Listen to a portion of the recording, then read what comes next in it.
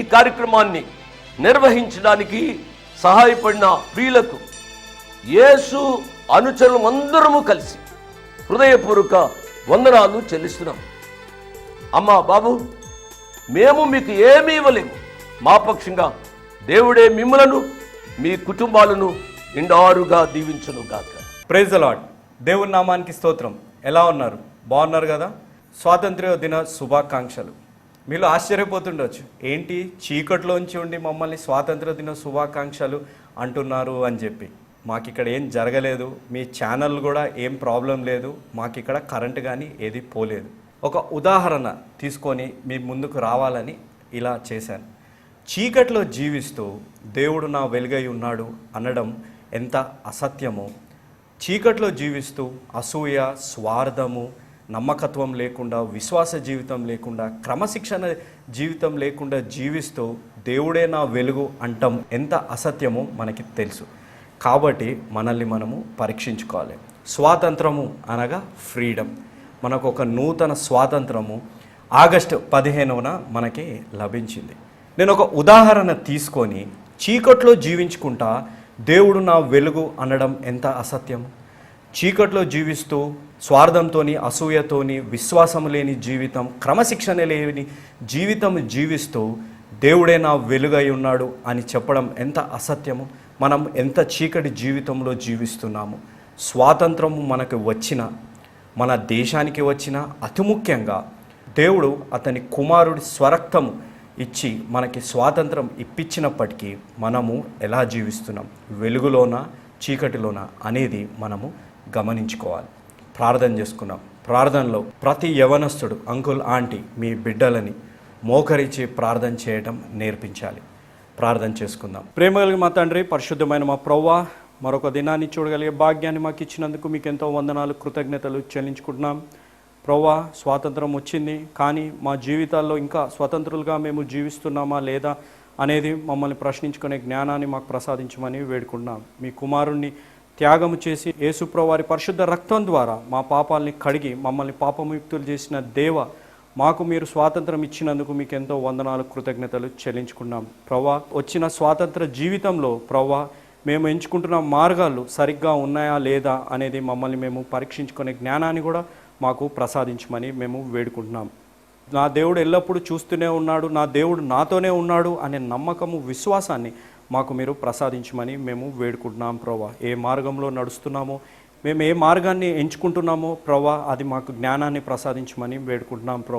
ప్రభువా, మీ మార్గంలో నమ్మకంగా నడిచేలాగున మమ్మల్ని నడిపించమని వేడుకుంటున్నాం. మీరే మార్గము, జీవము, సత్యమై ఉన్న దేవునికి పట్ల నమ్మకంగా, విశ్వాసంగా జీవించే జ్ఞానాన్ని కూడా ప్రసాదించమని వేడుకుంటున్నాం. ఈరోజు వాక్యాన్ని బోధించేటప్పుడు ప్రభువా, మీరు నాతో మాట్లాడమని వేడుకున్నాం. ప్రభువా, నాతో మాట్లాడమని మభ్యపెట్టే విధంగా నా మాటలు ఉండకుండా ప్రభువా, వాక్యాన్ని వాక్యంలాగా బోధించేలాగా నన్ను నడిపించమని వేడుకుంటూ యేసు క్రీస్తు అతి పరిశుద్ధమైన నామం అడిగి వేడుకుంటున్నాం తండ్రి, ఆమేన్. ప్రార్థనలో నాతో పాటు ఆమేన్ అన్న ప్రతి బిడ్డని దేవుడు నిండారుగా దీవించునుగాక. నేను ఈరోజు తీసుకున్న వాక్య అంశము ఫ్రీడమ్, స్వాతంత్రము లేక స్వేచ్ఛ. ఫ్రీడమ్ కావాలని ఎవరికి ఉండదు, ప్రతి మనిషికి ఫ్రీగా ఉండాలని ఉంటుంది. కానీ ఫ్రీడమ్ ఎక్కడి నుంచి రావాలి, స్వాతంత్రం అనేది మనకి ఎక్కడి నుంచి రావాలి అంటే, మనం దేనికైతే బానిసలుగా జీవిస్తున్నామో, దేనికైతే మనం అలవాటు పడిపోయి ఉన్నామో, ఏదైతే మనల్ని శాసిస్తుందో దాని నుంచి మనకు స్వాతంత్రము కావాలి. నిజమైన స్వేచ్ఛ అంటే ఏంటిది? మనలాగా మనము జీవించడం, అవును కదా? మన ఆలోచన అనుగుణంగా జీవించడంలోనే ఉంది స్వేచ్ఛ. మనము ఎవరం? దేవుడు బిడ్డలము. మనం ఏ రూపంలో తయారు చేయబడ్డాం? ఆయన రూపంలో తయారు చేయబడ్డాం. When he purchased our freedom, మనము దేవుడిలాగా జీవిస్తున్నామా? దేవుడు రూపంలో తయారు చేయబడ్డ మనము దేవుడిలాగా జీవించగలుగుతున్నామా? మనకి స్వాతంత్రం వచ్చింది. ఎవరి ద్వారా వచ్చింది? ప్రభు అయిన యేసు క్రీస్తు ద్వారా వచ్చింది. చాలామందికి ఉండే ప్రశ్న, స్వాతంత్రం మనకి రావాలి అంటే యేసు ప్రభు వారు చనిపోవాలా? ఆయన ఎంత శక్తివంతుడు, అద్భుత కార్యాలు చేశారు, ఎంతో మహిమ కలిగిన దేవుడు మరణాన్ని ఎందుకు ఎంచుకున్నారు అనే మాట. దానికి నేను మీకు ఒక వచనాన్ని చూపెడతాను. హీబ్రూ 2వ అధ్యాయం 14వ వచనం. కాబట్టి ఆ పిల్లలు రక్త మాంసములు గలవారైనందున ఆ ప్రకారమే మరణము యొక్క బలము కలిగిన వానిని అనగా అపవాదిని మరణము ద్వారా నశింపజేయుటకును జీవితకాలమంతయు మరణ భయము చేత దాస్యమునకు లోబడిన వారిని విడిపించుటకును ఆయన కూడా రక్త మాంసములలో పాలివాడయ్యాను. Death is the power of evil. అపవాది చేతిలో మరణం అనేది ఉంది. మనం ఎవరినన్నా ఓడగొట్టాలి అనంటే అతనికున్న అత్యున్నతమైన ఆయుధం, అతనికున్న బలమైన సైన్యాన్ని మనము ఓడగొట్టాలి. దావీదు గారు ఏం చేశారు? గొలియాతు గారిని ఎప్పుడైతే ఓడించారో అక్కడున్న సైన్యం అంతా పారిపోయింది. అదేవిధంగా యేసు ప్రభువారు కూడా ఏ శక్తి అయితే సాతానుడికి, ఏ శక్తి అయితే అపవాదికి అయితే ఉందో ఆ శక్తిని యేసు ప్రభువారు జయించారు. ఏ విధంగా? యేసు ప్రభువారు మరణించారు కానీ తిరిగి లేశారు. అది గమనించాలి. మనము పునరుద్ధానుడైన దేవుణ్ణి మనము పూజిస్తున్నాము. ఆయన మరణించాడు కాబట్టే ఈరోజు మనము జీవించగలుగుతున్నాము అనేది మనము గుర్తుపెట్టుకోవాలి. ఆయన మరణించి పునరుద్ధానుడు అయి ఉన్నాడు కాబట్టి ఈరోజు మనము జీవము కలిగి ఉన్నాము. మనకి ఒక నిరీక్షణ మనము కలిగి ఉన్నాము. ఏంటిది అది అంటే ఆయనతోని సహవాసం. లైఫ్ ఆఫ్టర్ డెత్ అనే విషయంలో మనము మరణించిన తిరిగి యేసు ప్రభువారితోని, తండ్రి అయిన దేవుడితోని మనము సహవాసము కలిగి ఉంటాము అనే నిరీక్షణ, అనే నమ్మకము మనము కలిగి ఉండాలి. చాలామంది యవనస్తులకు ఒక ప్రశ్న ఉంటుంది. ఏంటిది అది అనగా, దేవుడు మరణించాడు, మా పాపాల కోసం దేవుడు ఎందుకు మరణించాలి? ఆయన ఇంకొక మార్గం ఏదైనా చూసుకోవచ్చు కదా అనే ఆలోచన ఉంటుంది. నేను దీనిని ఒక వీడియో ద్వారా వివరించాలని ఆశపడుతున్నాను. వీడియోని చూద్దాం. ఒకానొక కాలంలో ఒక మనుష్యుడు ఉన్నాడు. ఆ మనుష్యుడు ఎవరు? ఆ మనుష్యుడు ఎవరు అనగా అతను ఒక తండ్రి. అతనికి ఒక కుమారుడు ఉన్నారు. ఆ కుమారుణ్ణి ఆ తండ్రి ఎంతగానో ప్రేమిస్తాడు. ఆ తండ్రి ఏం పని చేస్తాడు అనగా అతను road come rail bridge operator. ఆ బ్రిడ్జ్ మీదగా ఎన్నో ట్రైన్లు వెళ్తూ వస్తూ ఉంటాయి. ఆ బ్రిడ్జ్ సరిగ్గా ఉందా లేదా అని చూసుకుంటాం అతని పని. ఆ కుమారుడికి ఆ బ్రిడ్జ్ మీద వెళ్ళే రైళ్ళని చూస్తే ఎంతో సంతోషము, ఎంతో ఆనందము కలిగేది. ఆ రైలులో ఎవరుంటారు? ఆ రైలులో ఎన్నో రకాలమైన మనుషులు ఉంటారు. ఎన్నో మనస్తత్వాలు కలిగిన మనుషులు ఉంటారు. అవును కదా?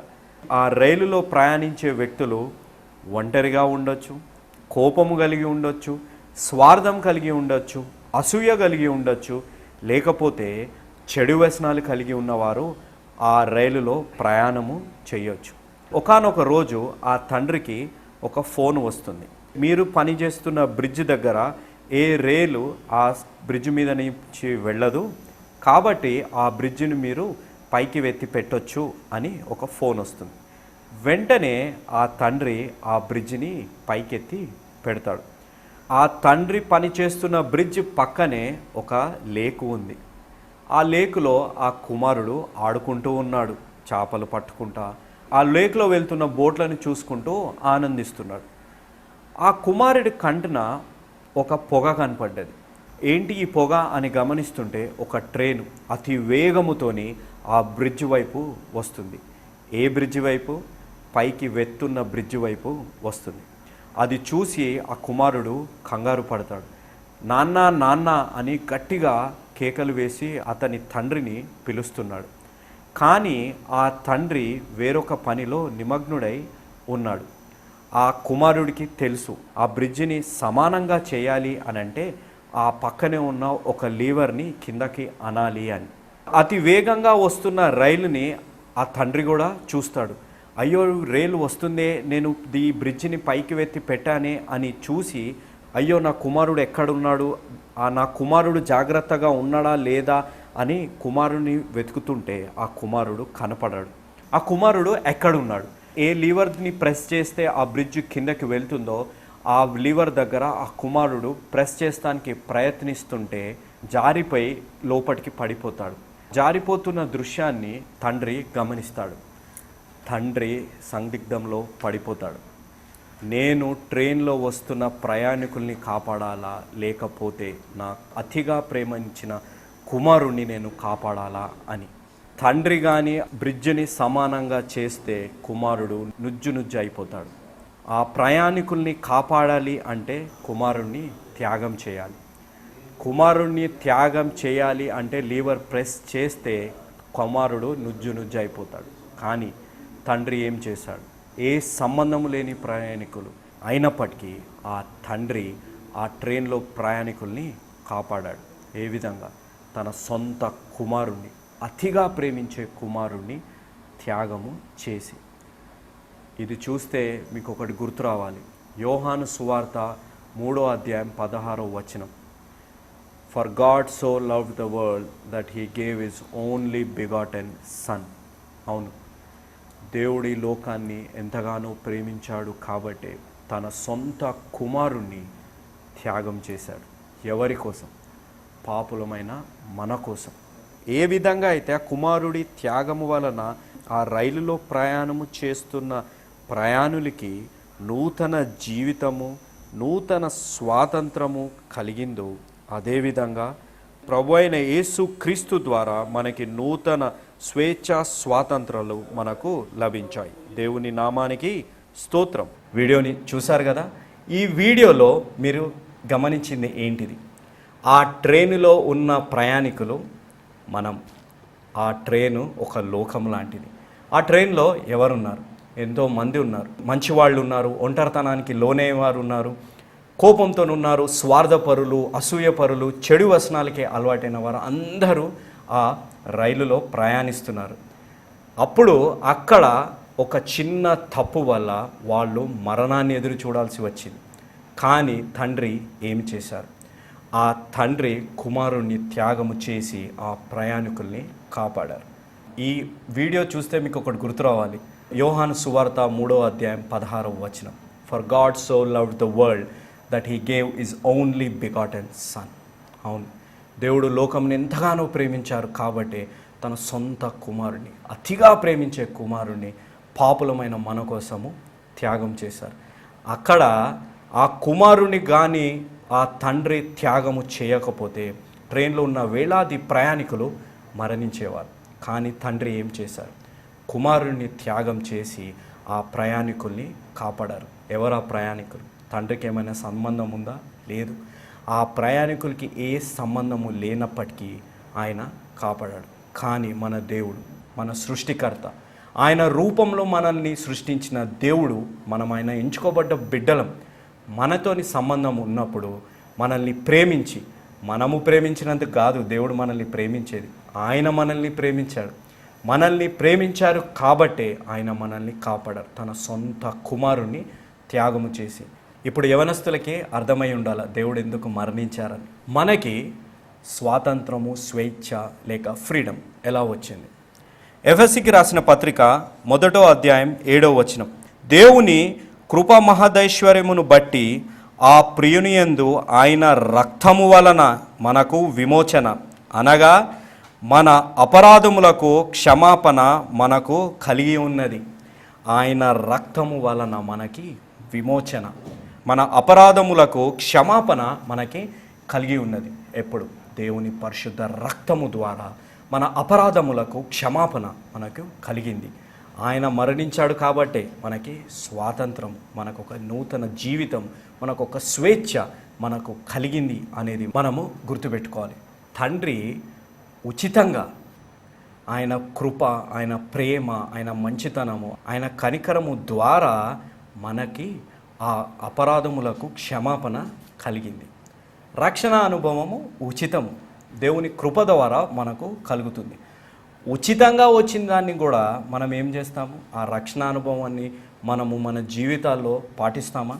ఏదో అవసరాలు బట్టి, ఏదో పరిస్థితులు బట్టి రక్షణ పొందుతాము. కానీ ఆ అవసరాలు కానీ ఆ పరిస్థితులు కానీ దాటిపోయాక మళ్ళీ పాత జీవితాల్లాగానే మనము జీవిస్తాం. నేను దీని గురించి ఉదాహరణ ఇవ్వాలి అన్నప్పుడు ఒకటి ఆలోచించాను. మన తండ్రి ఏదైనా అకేషన్లో ఉన్నప్పుడు మనకి ఏదైనా గోల్డ్ రింగ్ కానీ, గోల్డ్ చైన్ కానీ, గోల్డ్ నెక్లెస్ కానీ, గోల్డ్ బ్రేస్లెట్ కానీ ఏదైనా ఇస్తే మనం ఏం చేస్తాం?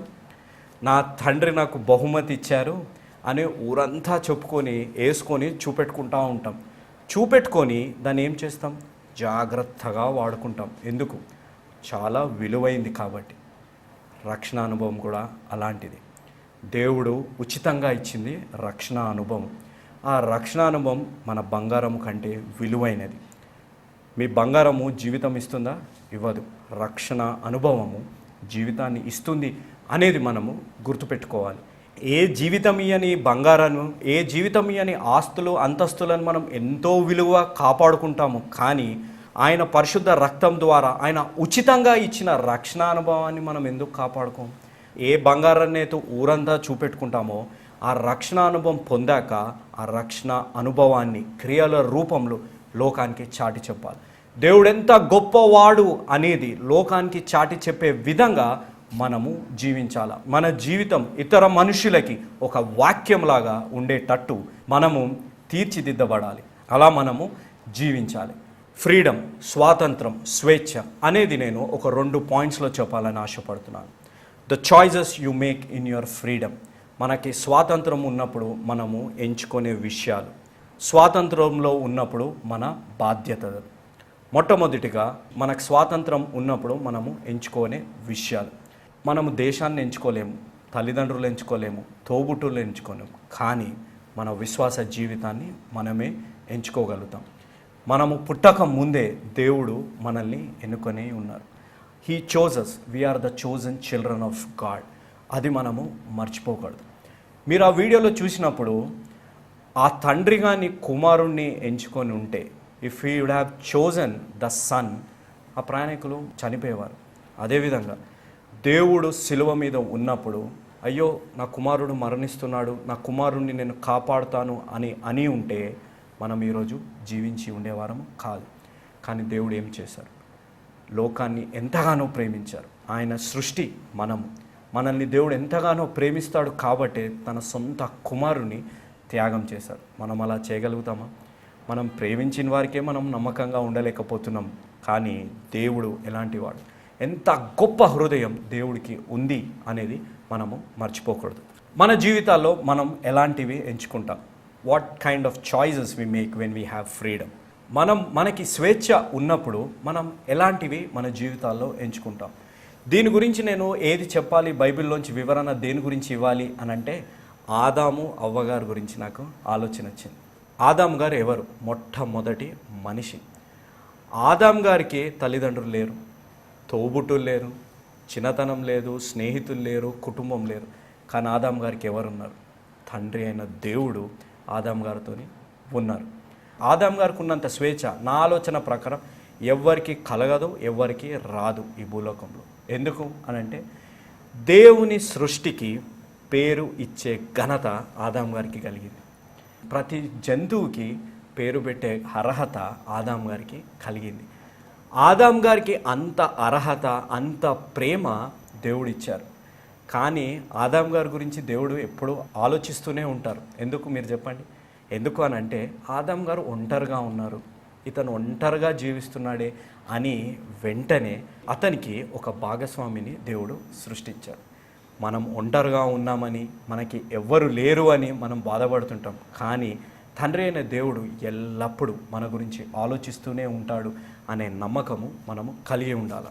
మన జీవితాల్లో ఎప్పుడైతే శోధనలు కలుగుతాయో, మన జీవితాల్లో ఎప్పుడైతే కష్టాలు వస్తాయో, మన రియల్ క్యారెక్టర్ బయటపడుతుందట.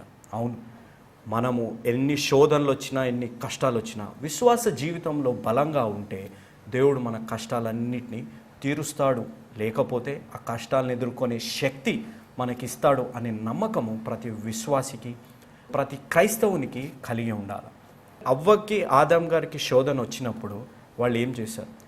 దేవుని పట్ల, దేవుని మాట పట్ల వారు అవిధేయులుగా ఉన్నారు. అతి ముఖ్యంగా వారు చేసింది ఏంటిది అంటే, వారు సొంత నిర్ణయం తీసుకున్నారు. దేవుడిని అడగలేదు. దేవా, సాతానుడు వచ్చి మమ్మల్ని శోధిస్తున్నాడు, మాకు శక్తిని ఇవ్వండి, ఈ శోధనలని, ఈ కష్టాన్ని ఎదుర్కొని శక్తిని ఇవ్వండి, ఏమి చేయమంటారు అని కానీ ఆదాము అవ్వ అడిగి ఉంటే పరిస్థితులు చాలా వేరేగా ఉండేవి. కానీ వాళ్ళు సొంత నిర్ణయం తీసుకున్నారు, దేవుణ్ణి అడగలేదు. పేతురు గారు రాసిన మొదటి పత్రిక 2వ అధ్యాయం 16వ వచనం, స్వతంత్రులై ఉండియు దుష్టత్వమును కప్పిపెట్టుటకు మీ స్వాతంత్రమును వినియోగపరచక దేవునికి దాసులమని లోబడి యుండుడి. అవును, మనకున్న ఫ్రీడమ్ని మన తప్పులు కప్పిపెట్టుకోవటానికి మనము జీవించకూడదు. ఆదాము గారు అవ్వగారు అదే చేస్తారు. ఆదామా ఆదామా ఎక్కడున్నావు అని అంటే, నేను చెట్ల వెనుక దాచుకున్నాను దేవా అని అన్నాడు. దేవుడు మనల్ని పిలుస్తున్నాడు. చాలామంది కంప్లైంట్ ఏంటిది అని అంటే, నేను ప్రార్థిస్తున్నాను, నా ప్రార్థనకి జవాబు దొరకట్లేదు, నేను ఎన్నో కష్టాలకి అనుగుణంగా జీవిస్తున్నాను, కానీ దేవుడు నా కష్టాలకి జవాబు ఇవ్వట్లేదు అని కంప్లైంట్ చేస్తుంటాం. కానీ దేవుడు మీ పేరు పెట్టి పిలుస్తున్నాడు. ఆదామా ఆదామా ఎక్కడున్నావు? భక్త సింగ్ నువ్వు ఎక్కడున్నావు అంటే, దేవా పాపినైనా నన్ను మీ బిడ్డగా నన్ను చేసుకోండి అని నేను అడిగినప్పుడు దేవుని బిడ్డగా నన్ను చేసుకున్నారు. అదేవిధంగా దేవుడు మిమ్మల్ని పిలుస్తున్నాడు. దేవుడు మాట్లాడట్లేదు, దేవుడు జవాబు ఇవ్వట్లేదు అనే కంప్లైంట్ చేస్తాం. కానీ మన విశ్వాస జీవితం దేవుడు పిలుపుని వినేటట్టు ఉందా? ఆ పిలుపు మనకి వినపడుతుందా అనేది మనము గమనించాలి. నన్ను పిలిచాడు, దేవుడు పిలిచాడు కాబట్టే ఈరోజు నేను మీ ముందు వాక్యాన్ని చెప్పగలిగే జ్ఞానాన్ని దేవుడు నాకు ఇచ్చాడు. దేవుని నామానికి స్తోత్రం. ఆదాము మర్చిపోయాడు ఏంటిది? అతను దేవుని కుమారుడని. ఎప్పుడైతే ఆదాము తప్పు చేశాడో దేవుడి నుంచి వేరైపోయాడు. ఏ విధంగా తప్పు చేశాడు? దేవుని మాటకి వ్యతిరేకంగా. నేను ఒక చిన్న ఉదాహరణ ఇస్తాను. దేవుడు ఏమన్నాడు? గార్డెన్ ఆఫ్ ఈడెన్ని సృష్టించి గో అండ్ లివ్ అని అన్నారు. LIVE live. LIVE లివ్ అనేది మనం కరెక్ట్గా జీవిస్తే, దేవుని చెప్పినట్టు జీవిస్తే మనకు ఒక మంచి జీవితం వస్తుంది. కానీ ఆ LIVకి వ్యతిరేకంగా జీవిస్తే దాన్ని రివర్స్ చేయండి. LIVE EVIL evil. మనము సాతానుడి వల్లనే మనం జీవిస్తాం. ఎప్పుడైతే దేవునికి వ్యతిరేకంగా మనము, దేవుని వాక్యానికి వ్యతిరేకంగా మనము జీవిస్తామో అపవాది లాగానే మనము కష్టాలు కూడా పడతాం. ఎప్పుడైతే మనము రక్షణ అనుభవం పొందామో, ఒక నూతన జీవితాన్ని మనకు దేవుడు ఇచ్చినప్పుడు, go and live a new life అని దేవుడు అన్నప్పుడు, న్యూ లైఫ్ని, న్యూ ఫ్రీడమ్ని, న్యూ స్వాతంత్రాన్ని, న్యూ స్వేచ్ఛని మనం దేవుడి కొరకే మనము జీవించాలి. మనం అలా జీవించకుండా మన సొంత నిర్ణయాలు మనము తీసుకుంటే LIV కాస్త రివర్స్ అయిపోతుంది. EVIL ఈవిల్ అయిపోతాం మనం. అలా మనము జీవించకూడదు. దేవుని కృప, దేవుని కనికరం, దేవుని అత్యున్నతమైన ప్రేమ ద్వారా మనకి స్వాతంత్రం వచ్చింది. ఎలా వచ్చింది? ఆయన ప్రేమ ద్వారా. He paid the penalty for our sins.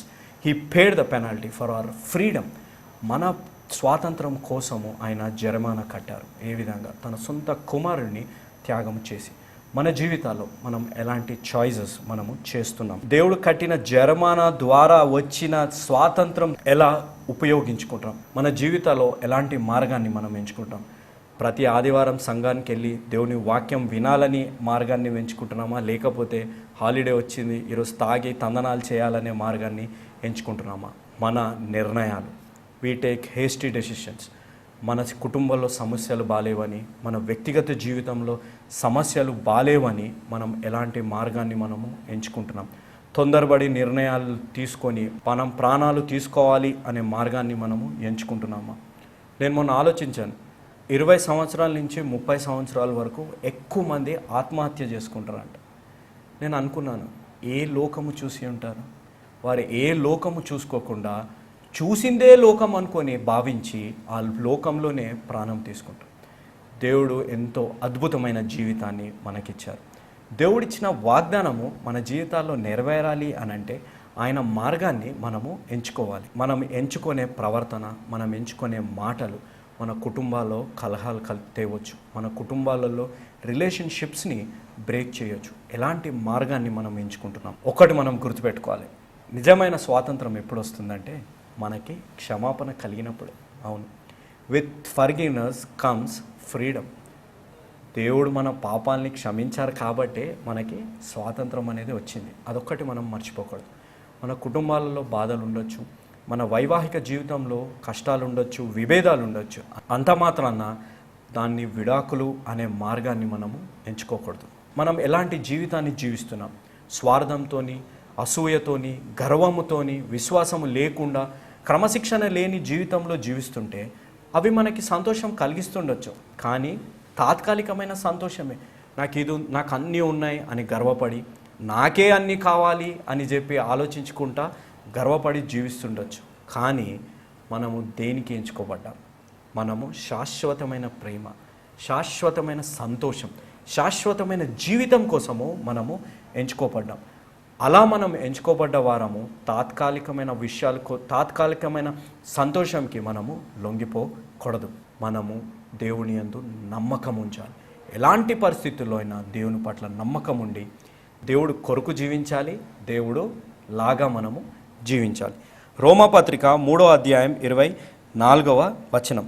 కాబట్టి నమ్మువారు ఆయన కృపచేతనే క్రీస్తు యేసు నందలి విమోచనము ద్వారా ఉచితముగా నీతిమంతులని తీర్చబడుచున్నారు.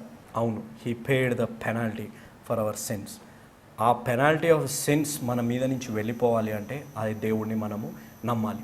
ఏ విధంగా అయితే పేతురు గారు నమ్మి 2 అడుగులు వేశారో, ఆ నమ్మకము ఎప్పుడైతే భయం కింద మారిందో పేతురు గారు మునగడం ప్రారంభించారు. మన జీవితాల్లో కూడా ఎలాంటి సమస్యలు వచ్చినా, ఎలాంటి బాధలు వచ్చినా, ఎలాంటి కష్టాలు వచ్చినా, మనం ఎలాంటి తప్పుడు మార్గాన్ని మనం ఎంచుకున్నా, దేవా ఈరోజు నేను మిమ్మల్ని ఎంచుకోవాలని ఆశపడుతున్నాను, I want to choose you అనే మాట మనం నమ్మగలిగితే పేతురు గారు వలె మనము మునిగిపోము.